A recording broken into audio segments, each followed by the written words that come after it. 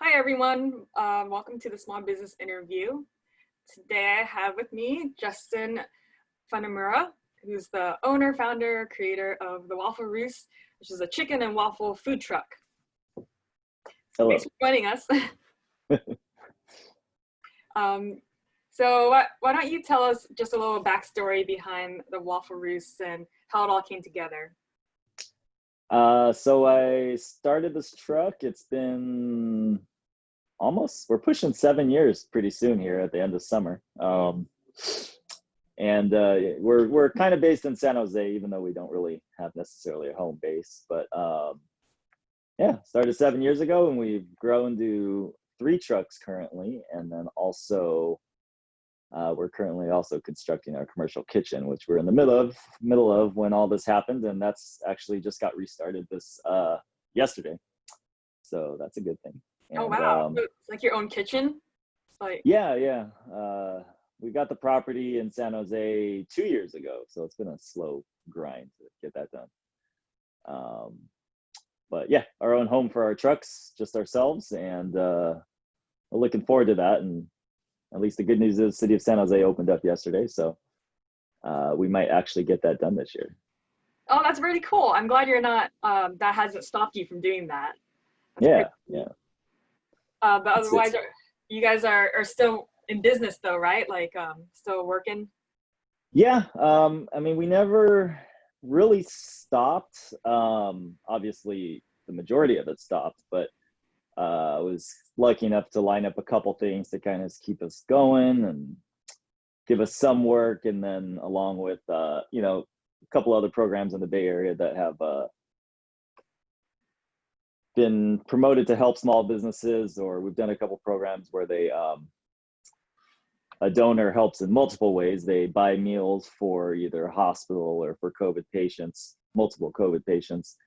And so that way those people get fed, and also they route that money towards a local restaurant or a food truck in our case, and we produce it. So it helps 2 groups. It helps us, helps them, and it's been great. We've been lucky enough to get a few of those here and there. And I'm actually we're operating on Lockheed Martin's campus, who still operates somewhat. So we've been doing this Monday through Thursday during the daytime. What campus is that? Lockheed Martin. Oh, where's that? Sunnyvale. Oh, okay. Cool. Yeah. So that's been nice. It's not a huge thing, but we got connected through this through one of my former bosses. So we're working together again, and it's public sale again. We don't serve more than like 30-40 people a day, but it's something. I would say last year at this time we were serving 300 to 500 people a day, and now we're serving maybe 50 people a day. But again, it's something. That's true. It's something. It's it could be worse. And yeah. You just say you're at. I saw you have a calendar too on your website. You're at Stanford Hospital. You mentioned, right? Yeah, we're actually at Stanford Hospital tonight, and then we're doing one of those donor type things at Stanford location in Pleasanton tonight, and also for lunch today. So today's kind of a busy day, I guess. I even have flour all over my shirt here. That's good. That's good. Is it crazy over there at the hospital? No, the hospital is actually kind of just normal, quiet. The one in Pleasanton, I haven't been there myself personally. We were really busy there. The hospital, we don't do much business. That's kind of an ongoing thing. But we actually had stopped for a little while because we didn't have time to do it. But now we do. But yeah, I wouldn't say I've noticed anything crazy at the hospitals from the outside perspective. Not knowing what's going on inside. But it's great. It's great. You're still getting your food out, and you're still making sales, even though it's smaller, but it's something. And you're at hospitals. Are you on any delivery platforms like DoorDash or Uber Eats? Not specifically, no. If it's a few people size order, we can. Well, I guess there's not really bigger groups than that right now. So no, we do it independently, and we always have, but obviously for groups of like 20 or more usually. And for some of we just started last week opening up some spots out, besides the hospital, besides Lockheed. Because in general, we kind of got the feeling that there might be business out there. And so we did something last Saturday at an apartment complex, and it was pretty good. And we set up a little online ordering system. It was about a few people used it, but most still just came and ordered at the window. And that's something we can still do, right? Just go to your website and order online.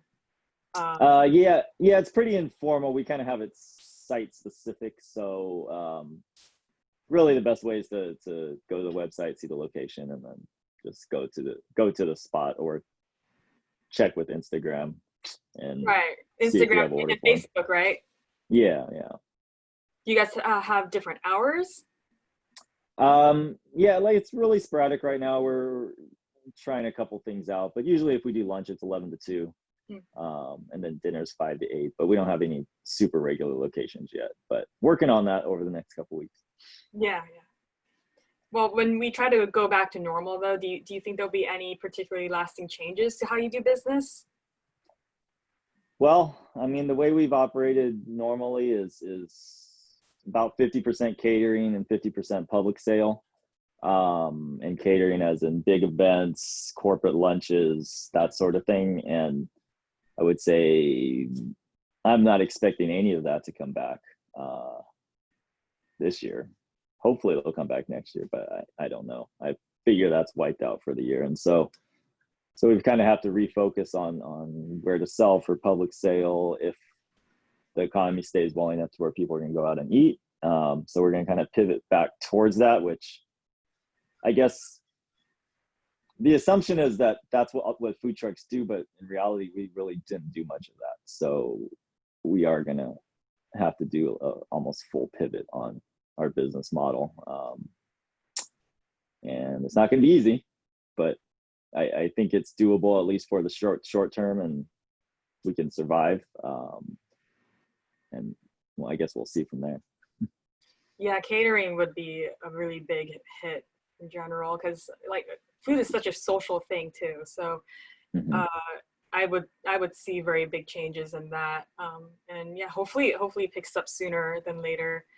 But yeah, I think it's time that, like a lot of places are thinking out of the box or just trying to figure out how to make up for the sales and that. But yeah, so you guys still have your normal menu though? Do you just like your normal like fried buttermilk fried chicken, right? And Belgian waffles?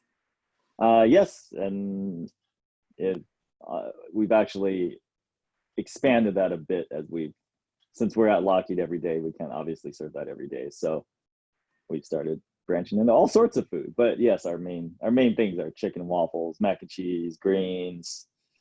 That's the main stuff. But we do chicken and waffles a few different ways. Cool. Yeah, and you guys do like specifically Belgian waffles, right? What's the difference we do between that and a normal waffle?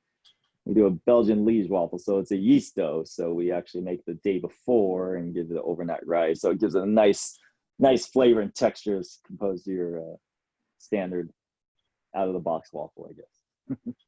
You like yours more savory or sweet? It depends.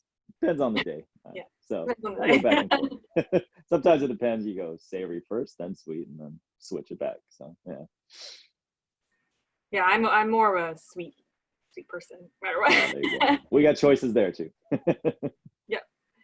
I got, just so people can see, I got your website up top. And yeah, like Justin said, if you want to follow them on Instagram and Facebook right here. And that's how we could figure out where you are and keep up to date on what you guys are doing and your whereabouts. Yep, and we're mostly, at this point, we're mostly in the South Bay. So San Jose, Sunnyvale, Mountain View, some Fremont, I would say, is our main areas at the moment. You'll see us driving elsewhere, but that's where we focus on right now. Trying to stay a little close to home. Yeah, staying around the Bay. Yeah, we miss having you over at Mountain View. Yeah. Gotta be quiet over there right now. Huh? It's gonna be a lot different. We're still trying to figure it out, but hopefully things will return back to normal. Yeah. whenever it makes sense, in the best, most, healthy ways we can. Yeah, the only positive is being able to drive from our kitchen to Sunnyvale in 15 minutes, which normally would take what, 45 an hour. But Yeah. I'll There's take no traffic. traffic. You can get anywhere. We drove to San Francisco in like 45 minutes the other day. I was like, oh my goodness. Yeah, I bet I remember too, the last few days before the shelter in place, it would usually be like an hour drive home for me, but it only took me 20 minutes. So Yeah, it's that's, insane. yeah, Bay Area is not actually that big. it's, it is, but it isn't. It's lots of Yeah. people, but A lot of people, exactly. yeah. All right. Well, thanks for joining us, Jess. Any last parting words before we end the interview? I don't think so. Well, thanks for taking time to keep us up to date and letting us know what you've been up to. And good luck on finding more locations and at hospitals and just staying busy. And your kitchen too. Keep us up to date on that. Yes. That's a huge project. It has been. Yes, thank you. And at least I was worried it wouldn't be finished, but looks like we'll get there. Yeah, that's good news. It's good to have your own space and eventually maybe your own restaurant when we come out of this. Hopefully we'll be able to use it. Yeah. All right. Well, thank you everyone for tuning into the interview as well. And Justin, we'll see you and your team real soon, hopefully. All right. Thank you. All right. Thank you. Bye. Okay. Bye.